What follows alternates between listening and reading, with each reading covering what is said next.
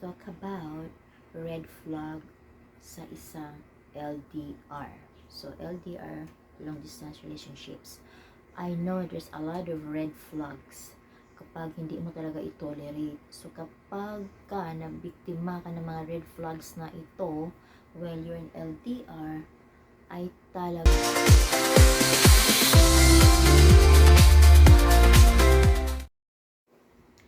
Hello guys, so for today's video, let's talk about red flag sa isang LDR. So LDR, long distance relationships. I know there's a lot of red flags kapag hindi mo talaga i-tolerate. So kapag ka nabiktima ka ng mga red flags na ito while you're in LDR, ay talagang nganga ka. So, it doesn't mean na yung foreigner is nag-propose sa'yo, pinakasalan ka, is seryoso na sa'yo. Maraming mga LDR couples out there, they're married, nag-propose na, but still, hindi nag-work out because yung foreigner is not serious. Mostly ito nangyayari sa mga foreigners na nagbabago yung kanilang mga mindset after they meet you. Ganon.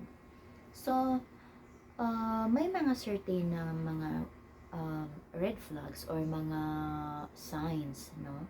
So, number one there is kapag, let's say, nag-meet na kayo nag-meet na kayo dito. And, if you always bring his phone when he go to the bathroom, to toilet, to get shower, right? Think about it. Why? He bring his phone there.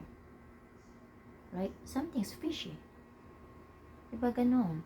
And also, pag yung ka-LDR mo, mayroon kasing iba dyan na hindi nagsasabi ng totoo. Though, yes, yung profile nila is from other country, but those foreigners are nandito na sa Philippines.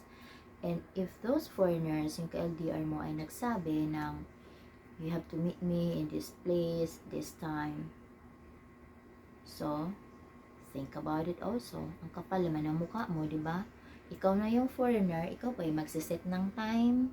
O, di ba ganon pag sa akin? No. You have to meet him at the airport. I-meet mo siya doon mo siya kitain. Kuhanin mo yung itinerary niya na na schedule, di ba, na talagang you have to meet him at the airport talaga, na you see him there at the airport. Ganun. And other thing is, kapag itong foreigner na to, nag-meet up na kayo, and then, he will say that, don't ever post our pictures together on social media. Oh my God. Some things are really, really fishy about that. So, dapat tayong mga Filipina, we have to be smart, right? Maraming mga ways dyan. Mag-search lang kayo kung ano mga red flags, because I know maraming mga Filipina there na sinishare nila yung mga red flags na mga signs. Ano yung mga signs na gano'n na dapat mong pakatandaan. Maraming nagsishare yan dito sa social media. And especially guys kapag yung ka-LDR mo walang time sa'yo, especially kapag maraming ganun na hindi lang sila nag-uusap ng isang babae, isang Filipina.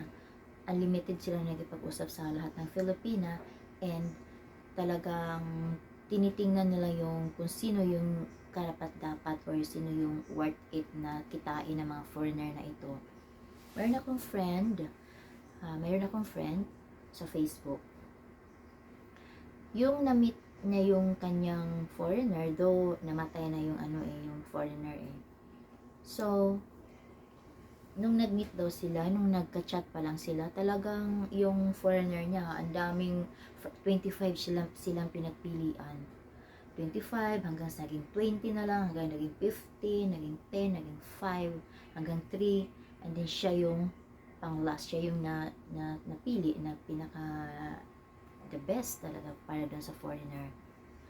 And also guys, kapag yung foreigner it's been a lot of years na he never meet you, though I experienced that, guys. Oh my god, yung last experience ko is yung relationship ko, we are married online, but almost 7 years, guys, he never met me.